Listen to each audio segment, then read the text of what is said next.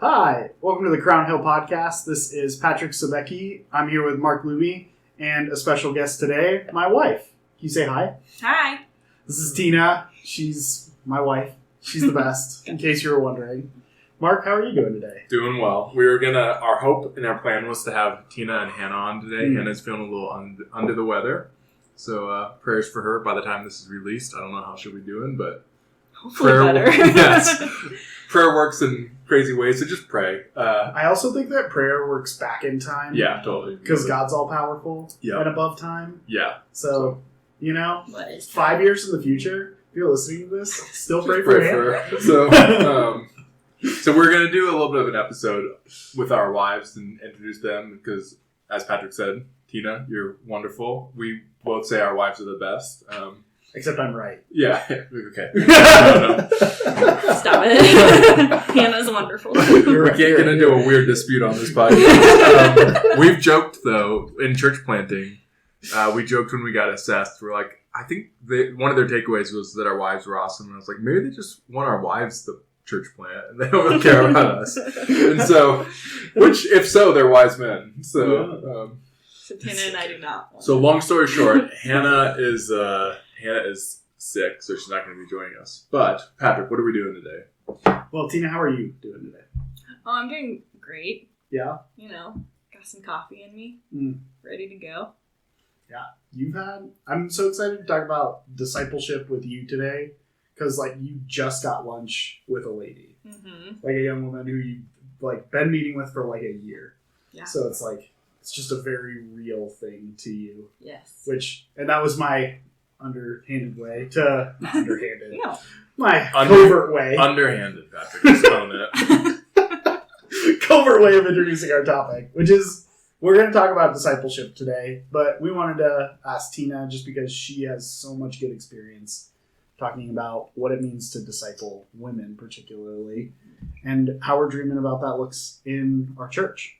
So, thanks for coming on today, Tina. Yeah, it's fun to be here. Yeah, I think one of the places we talked about this conversation starting, and I might talk a little bit more at the beginning here than normal because Mark is eating a steak. Very rare steak. Yes. It was a delayed lunch as it was a unique day. So. And honestly, we just felt like it was such a realistic vision of our life with Mark. Yeah, we were deciding, do I eat a steak on the podcast? And one, I was hungry and needed lunch. And two, we said, okay. And, it's the most Mark thing he could do while recording a podcast. Mark with his rare steak and Patrick with his black coffee. I was joking that this episode would be sponsored by the Costco Business Center. And if you don't know what Costco Business Center is, it's pretty much where Costco shops. It's the best way to describe it. They sell a chuck roll there, and it's basically the front quarter shoulder of a cow, and it's 22 pounds. So you can actually just get it at a regular Costco. I tried calling, but it was slightly more expensive at a regular Costco. Twist. It might be a thing they bring out from the back, but... So this ends our Costco section of the podcast, which is great. But we just wanted to talk about discipleship. One of the things we've shared about that we want our church to have as we've thought about culture and how we want to relate to one another is this idea of church as family. Because you see this pattern in the New Testament, and I think Paul's such a good example of it, as the church as spiritual fathers and mothers caring for spiritual brothers and sisters. And Mark and I have spent some time talking about discipleship in general, which was a lot of fun. The idea that we're being shaped by our interactions with each other more into the image of Christ. Yeah. But we wanted to get into the weeds, and Tina, you're really good at just getting so helpful and practical in a way that's so good for Mark. A gift of wisdom. Thank you. Yes. Yeah. I've joked before that Tina and I are the embodiment of the difference between knowledge and wisdom. It's just I just know a lot of stuff, and Tina knows how to do way more stuff. So it's really the best. I was going to throw in one more thing. This is going to be part of conversations around discipleship. Yeah. We had a general conversation of discipleship, but we also want to have some conversations around intergenerational discipleship. So we'll probably have my dad, Jim Luby, on at some point and talk about that.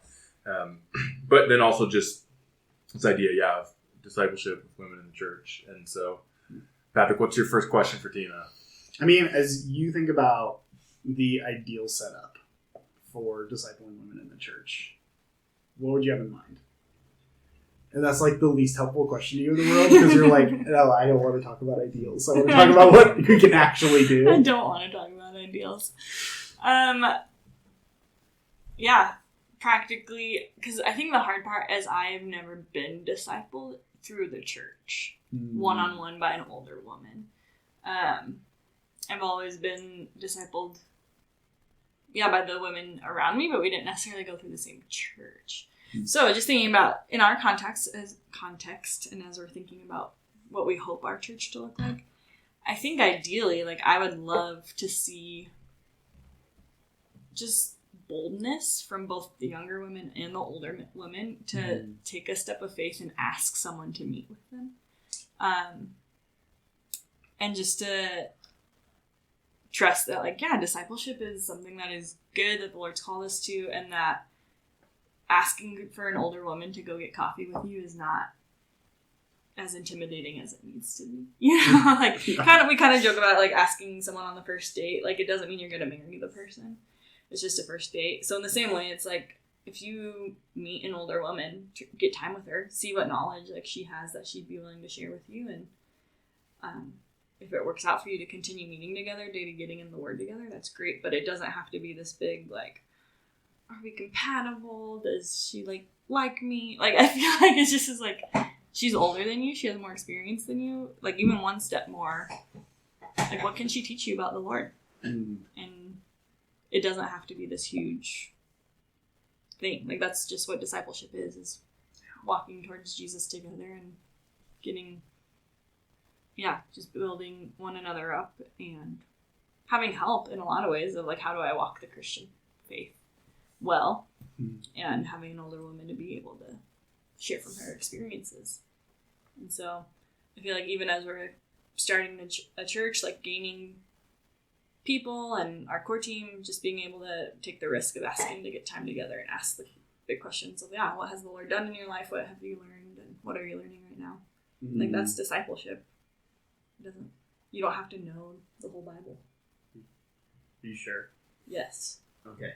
I can tell you very, very little of what's in Micah. Rest of the Bible I got. No. It's okay. That's why we keep Mark around. Exactly. Seeing the whole body. One question I have for you, Tina, is how has discipleship looked different at different stages in your life, both in terms of receiving discipleship and intentionally investing in the lives of other women? Yeah. This is a good question. So I was first discipled, by, like, all technical terms, when I was in middle school by my brother's high school secretary, if that makes sense. Because she helped lead, like, the FCA for the high school students, and my brother connected her to me, and she, like, started Bible study with me and my friends, and was that Karen Green? Karen Green. Ugh, if she ever Karen. listens to this, shout out. And then went to high school ministry at a church and got connected to a girl who volunteered there, Roxanne. Shout out to Roxanne. She discipled me for a little bit. And at the time, like, I didn't know either of those things were discipleship. They were just being really intentional with me, asking good questions, reading the Bible, helping me just navigate, like, what does it look like to love the Lord and be a student. And so that felt really practical. And then going into college, I got involved with Navigators right away because of my brothers. Thanks, brothers. And that one, I mean, it took longer to find someone who would meet with me regularly, but it happened, and then college, I feel like, pretty consistently was met with by either someone on staff in Navigators or an older student. And it really started changing when I went part-time on staff and had a child, had Beatrice, like, because I was just so less available, that I don't think I would not say I'd been discipled in, like, the same way I had been before. I hadn't been meeting weekly with a woman, but the sweet thing about motherhood is there's so many mothers who are one step ahead of me or multiple steps ahead of me Mm-hmm. that even just getting time with them every once in a while, which was my capacity, was life-giving and felt like the Lord is still bringing women into my life to help me along in my walk. And so I'd say the same about discipling someone. I mean, I didn't start discipling anyone until college when I started joining NABS, and it's a lot easier when it's considered your full-time job and I get to do it for fun. You were doing it before. Yeah. You were on staff. So. Yeah, I did it as a student, and then I went on staff because I love discipleship. Like, that was my main reason to become a navigator, was so I could disciple women full-time. And then, yeah, going to part-time and having B, granted, it was also COVID, so it just looked different. But there was still, like, at least one girl that I could meet with every other week. Shout out to Eden. It's just like, yeah, understanding of my limitations at the time and willing to come over to my house and see me, like, in the throes of new motherhood. And I'm like, that's what life on life is. Like, these, like, after Eden, then I was like Faith and Elise and some other girls that I would just get one-off time with, and they just get to see me at home with the children, trying to figure out how to wrangle them and still have deep spiritual conversations. And I think it's sweet just for them even to see that picture into motherhood, and that discipleship doesn't stop. And if anything, it's more so like I'm discipling my children now too. So like my children can call it like a 2-on-1 really, if it's a girl and Beatrice, you know, not just 1-on-1. It's just good.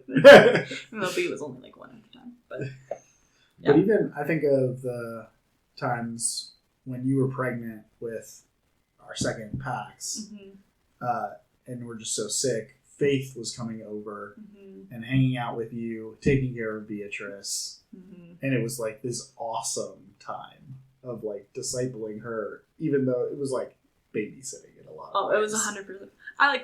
For like a month I couldn't get out of bed without getting sick, and so she would come say hi, and I'd ask her week was, and then that was it. I'd go back to sleep, and she was with Beatrice, and that was her discipleship. And she was gracious in that, but again, that's like real life. Like, I was just, really struggling with growing a baby, and so, but she was gracious, and like, she in a way was discipling Beatrice in that time too, and I trusted Faith in that because I knew her. And I think that even speaks to like what your like boldness is of like, it doesn't always need to look like getting coffee once a week. Oh yeah, it's like, oh, you were like, Faith was babysitting an 18-month-old and like getting discipled. I think that's where it's helpful to have this conversation around discipleship and to realize, like, even what are we saying when we say discipleship? Because we kind of define discipleship as the whole of life of following Christ. But we also use discipleship in a shorthand way to say, follow me as I follow Christ. And so, like, if you look in the Bible, John has disciples. And so, like, the disciples of John. And so this idea of like, hey, there's like this follow me as I follow Christ. And so when we're talking about discipleship, it's ultimately to Christ. I'm just giving this context in case someone has a different background. And like, what do they even mean by discipleship? Part of it is what we're trying to say is it's entering into an intentional relationship with someone where you say like, hey, I may be one step ahead of you, or I may be one step ahead in one area. Because I think it's very possible, like, we disciple each other, but then to say, like, let's take these next steps. And so that's when you're talking about, like, even that, like, really that formal discipleship relationship where you're saying, hey, this is our intention in this relationship. And I think part of what we want to do as a church is we want to raise the temperature of intentionality when it comes to discipleship. Because discipleship happens, you know. Oh, yeah. And it's part of what we do, but we're really saying, hey, we want to be very intentional and purposeful when we think about discipleship. I mean, and I think that's just really good to remember of as we talk about discipleship, it's, this bigger picture of, what does it mean to live life with one another, the way you said it, toward Jesus, like toward that picture of what it means to be fully human and perfectly human and godly because of that. Well, I mean, I just keep going back to Faith right now. But she is just, it's been a sweet example of how, yeah, through time with, like, she took care of Beatrice, all of that, part of our core team. And then now, like, we're still getting time together and realizing that that's sweet discipleship of life on life. Like, I get to see her once a week for a meal. I get to hear how life's going. And then we also try to get time just together, talk about how reading the Bible's going. Like, what are we learning? How are we reaching coworkers? And by we, she's her coworkers. And things like that. And so it's just been sweet to be, the first time we sat down in this season of life, be like, wow, like, I'm not on staff with NABS, you're not a college student, and we're just doing this. Like, this is our life. And we just want to, like, grow in our walks with the Lord together. It was just a really sweet, exciting thing for me to be like, yes, like, this happens outside of, like, college campus. But it's so important on college campus, but just to see, like, oh, it's meant for so much more of our life than just that one season. I think that's great. I really appreciate your intentionality in that, Tina, that you've just been, that's part of what you just naturally do is you are intentional in the lives of others. And I think one of the things that you're sharing about, even how it's changed through time, I think sometimes people feel like if they're in the season where they're busy, where they're a young mom, they can't do it. But I think even part of your story is, no, it just looks different. Yes. And in a lot of ways, like when our families are in this young kid season, on one hand, you're like, oh man, like my capacity is so different.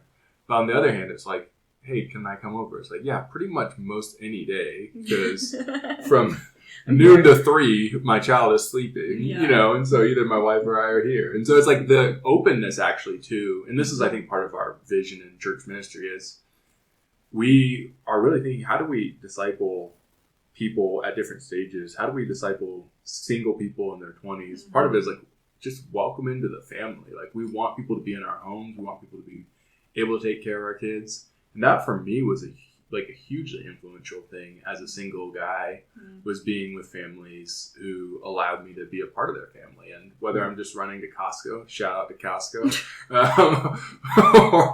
or whether, with Brian Hanneman, or whether I'm, whatever I'm doing, it's like even just being with someone in their families. And I think some of the most formative moments of discipleship could be seeing someone discipline their child, or pray with their child, or hug their child, or sing a song to their child. And it's like, those are deep formative discipleship moments.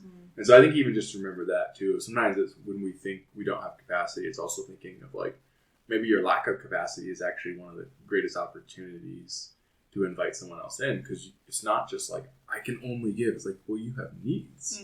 And we've experienced that having a son. Like, we know we have needs, and people have blessed us tremendously when they take care of William or come and just help out with some dishes or whatever it is. Like that's been a huge part of our ability to grow in relationships as a church. Honestly, just to have another human for my child to play with, that's not me, is a blessing. And so, but even like what you were saying with single friends in our lives, having our single friends call us and be like, hey, can I come over, is the biggest blessing. Because I'm not always like aware of like, oh, I should invite them over this time. Like, I think about it, but when they invite themselves, yes, please. Shout out to Eden, who did that, and was like, can I just come over and hang out? And we're like, yes, please. Like, I want you to be in my life. And I didn't always think about like, oh, I'm free on this Friday night to watch a movie with you, but if you're available, please come. And so just being able to have that life on life together. And again, it takes like boldness for you to trust that when we ask or say like, we want you in our house, to believe that we want you in our house with us. And like to believe that, like, because when you're lonely, it's so easy to just be like, ah, man, I'm the problem. And like to like try and like almost like wait on people without like really, it's just easy to be like stuck in that, because it's like, but I'm lonely. And I'm just like the best advice, I think, in so many ways is don't get tired of initiating. Yeah. Is like, that's my take on Galatians 6:10. Do not grow weary of initiating, especially with those of the household of faith. The original is don't grow tired of doing good. Yeah. Especially with those of the household of faith. But I'm like, man, initiating, especially as a single person who's maybe moved to a new city, is trying to figure out what life looks like. I think that's like great with friends, but it's also super helpful for the young families.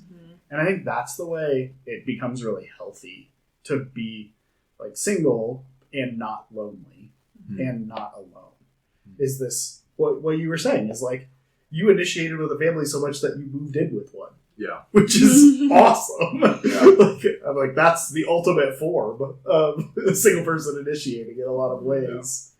And they were very intentional with me. Totally. Yeah. And that's the way like we feel, and I know other young families that are in similar situations to us feel. It's like, man, I would love to hang out with more of the people in my life that like are either unmarried or married and don't have kids, and like whatever situation, it's like, oh man, I would love to get time with you. It's just so hard for me mentally to like have the space to do that. Because it's like, well, I have my job and my wife and my kids, and like that just mentally is a lot of space already. And like taking care of 2 young kids as a mom is just like, it's been the joke for us that like I'm the only one that can cook in the house because when Tina tries to cook, the kids are just crawling all over her. Yeah. It's somewhat of a blessing. Yeah. So that you cook. Totally. And it's just like, it's not, you can. Yeah. Like, that's not the question. My capacity is taken up by my children. Yeah. Until someone asks to enter in, and I'm like, yes, there's space for that. I just didn't have room to ask you to come. Yep. And like not to push the burden off myself, because there's times where I want to be intentional about inviting others in. And like that's our desire, we do it. But there's just times like I don't think it's a burden for someone to ask to come. Or to like get time with me, and I'll be like, yes, let me make room in my schedule for you. It might have to be 2 or 3 weeks out, but yes, let's do it. And I got a question for you guys, if I can throw it in. Yeah. All right, so question. We're talking a lot about the just very relational, organic side of discipleship. How do you think about the intentional growth and transformation in discipleship when we're also presenting such a highly relational vision of discipleship? Because sometimes people think discipleship and it's like, here's the booklet. And sometimes people think discipleship and it's just like, well, it's just anything, you know. And so how do you present an intentional growth or transformational growth into Christ when we're also valuing such a highly relational?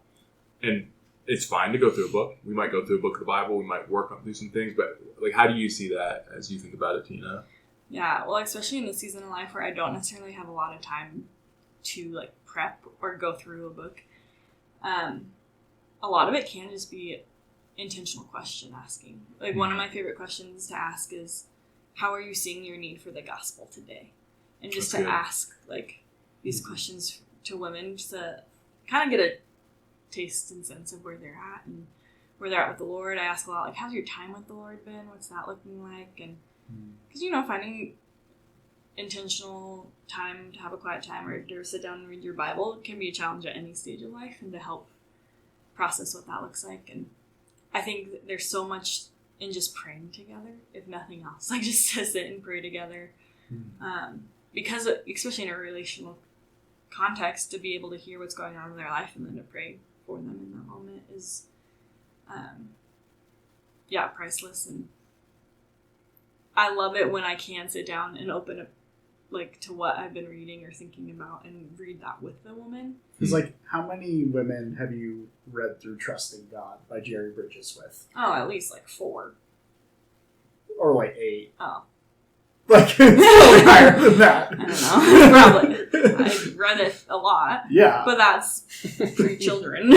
Totally. But even like recently, you went through a book on grief with one of the women you were meeting with. Yeah. Like, you still do that occasionally as you're doing it. Yes. And that was like, technically I was still on staff when I was doing that. Sure. But so now it's just like, in this new season, as we're planning a church, finding time, like I'm all for reading a book with someone or going through a book of the Bible with a woman.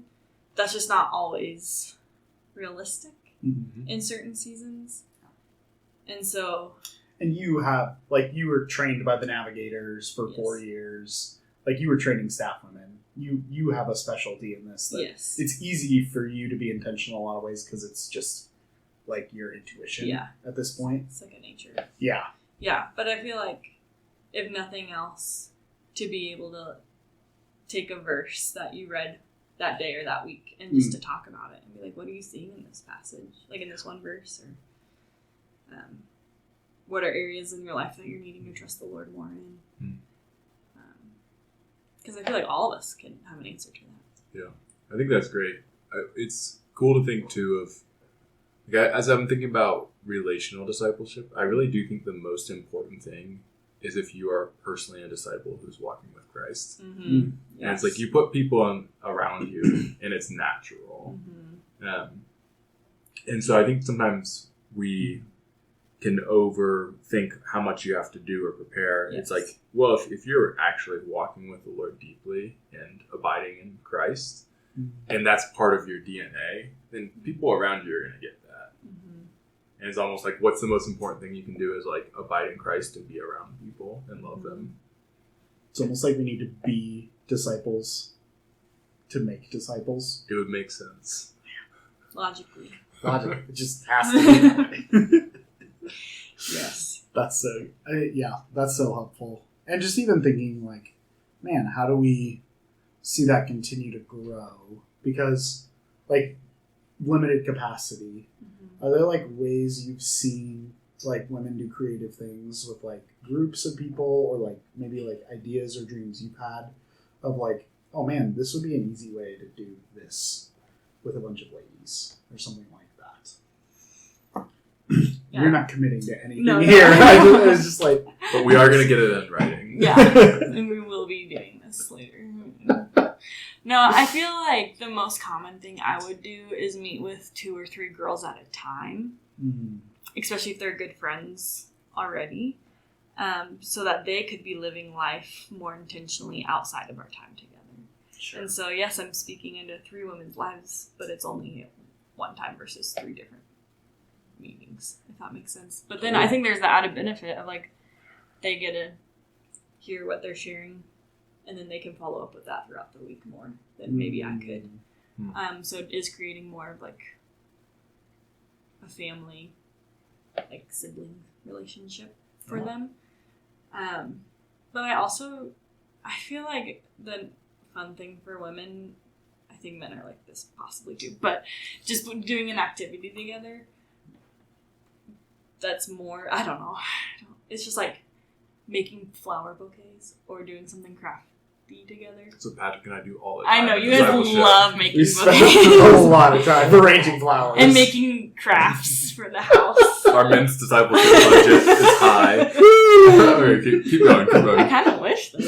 I'd take more flowers around our house. Anyways. It's fair. But like just doing something with our hands is an easy way for us to be able to talk more deeply. And to be able to create things is just a fun, God-given thing to be able to do together as women. I know I have a good friend who would just go on walks with women while she's like pushing her baby in a stroller while he naps, and so I don't know, it's just trying to anything that honestly is life-giving. Like what's the passion the Lord's given you? Can you bring someone alongside you and do that together and be intentional about what you're talking about during that time? But like and don't let intentional be a scary word either, right? Because it doesn't mean you have to ask the perfect question, but it's just showing that you're interested in this person's life and how they're doing in their walk with the Lord.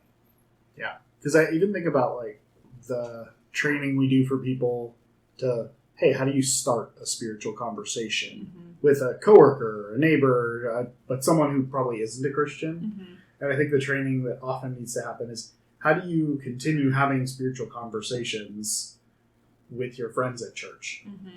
And it's like, because that should probably be a normal, not dominating. I think there's a different weird thing when you only talk about spiritual things and you don't talk about the rest of your life with someone. But like, spiritual conversations should be a normal part of our life.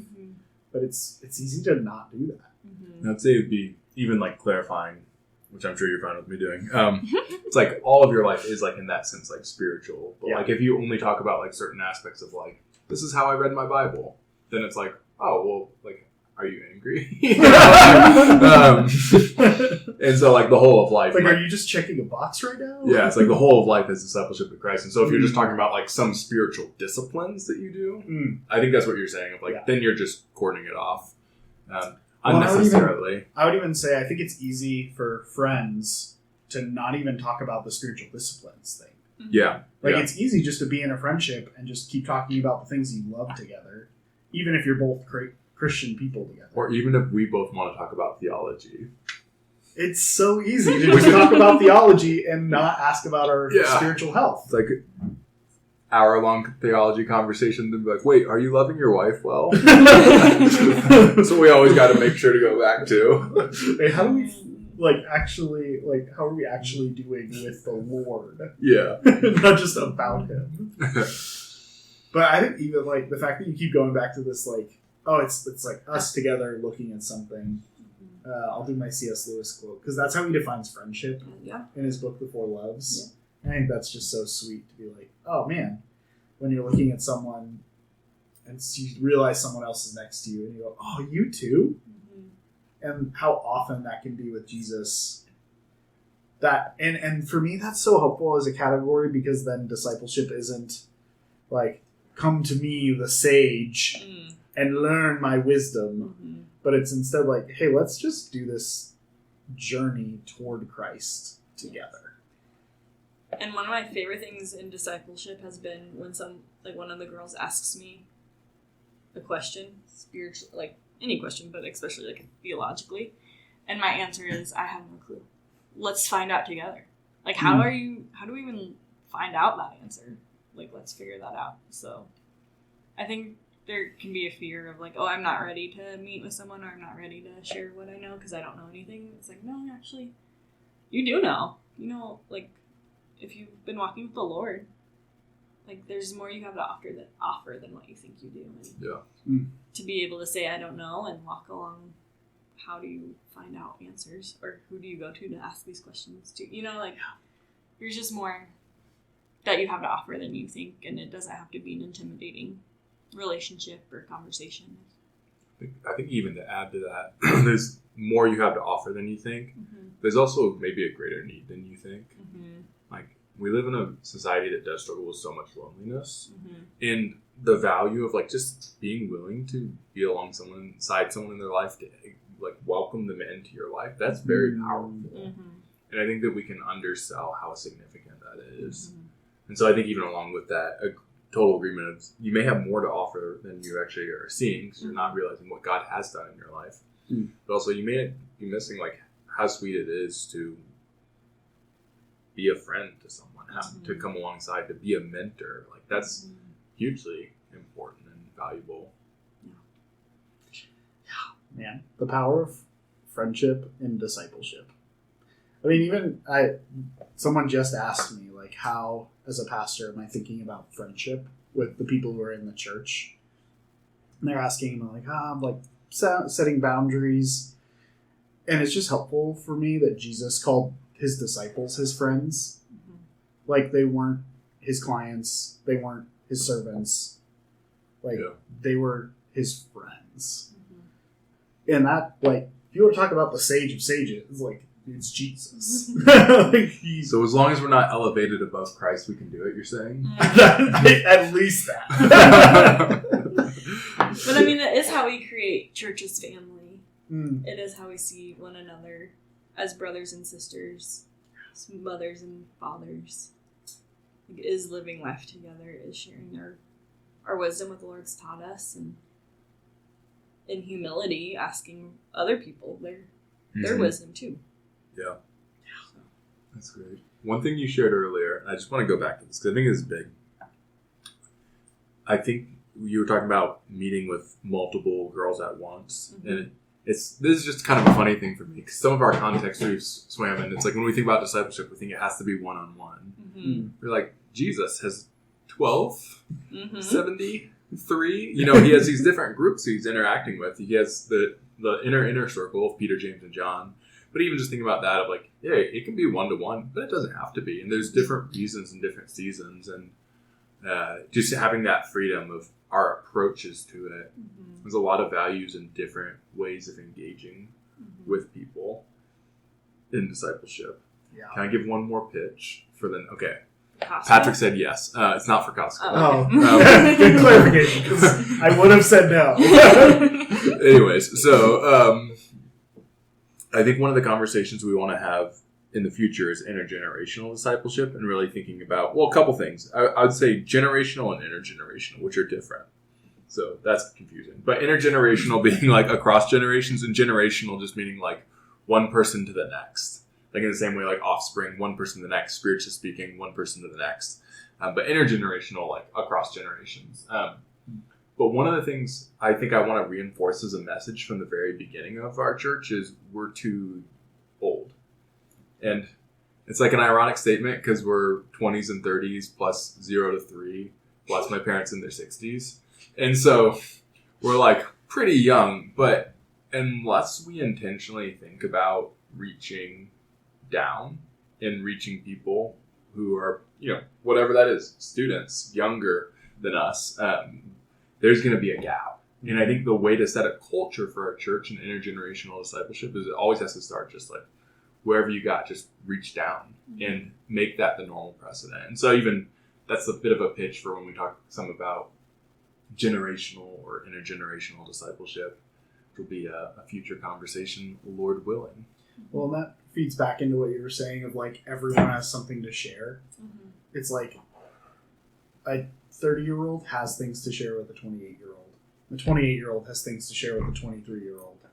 The 23-year-old can help the 20-year-old. And the 20-year-old can help a 17-year-old. Like, and a 17-year-old can help a 50-year-old. It's so true. Like, it goes all the way down and it balloons back out. Like, it's all over the map. Like, we just need others to learn from all the time. That was one of the things that struck me doing student ministry. We went on a service trip to New York City, and I was just so humbled by how some of the students served. And it was like, oh man, like it's just so cool. Like I'm not the omnicompetent youth pastor doing this. It's like I'm learning from the students, and there's a discipleship that's happening there. Oh yeah, in every relationship I've had with a woman, she teaches me something. Yeah. Despite the age, like, yeah, that's the body of Christ. We learn from one another, and we need one another in all walks of life. Well, and that's like even church's family. It's like we want to treat each other with love and care and interdependence. Like not that there is something just to be said for like, well, no, the spiritual mothers and fathers, they're the ones that care for everyone else. I think that's true to a certain extent, but it's the children that often are caring for parents as well in really important ways. That it's like, yeah, we need to be able to do that. We need to be able to accept that, like, as the older generation of our church already. But like, and encourage that and be really delighted when it happens. So I think it's just really sweet and encouraging to think about. Yeah. You want to wrap us up, Patrick? Yeah. Any other last questions, thoughts? No. That's great. Tina, thanks so much for coming on today. Sorry it was different than our plan. It's great. But again, we're praying Hannah feels better. Exactly. Well, I'm excited to be on again with Hannah. Yeah. That'll be the dream. And other topics too. I love the discipleship and other topics. Oh, yeah. You're the best. Whenever I think I need a question answered the right way, it's like I can talk through Mark and get like the theoretical right way, and then like often it is the right way to like share it with a person is after I've talked to Tina about it. It's just like how my brain ends up working. So I'm just so grateful for both of you. Thanks for being here. Thanks for coming on, and we'll hopefully see you next week.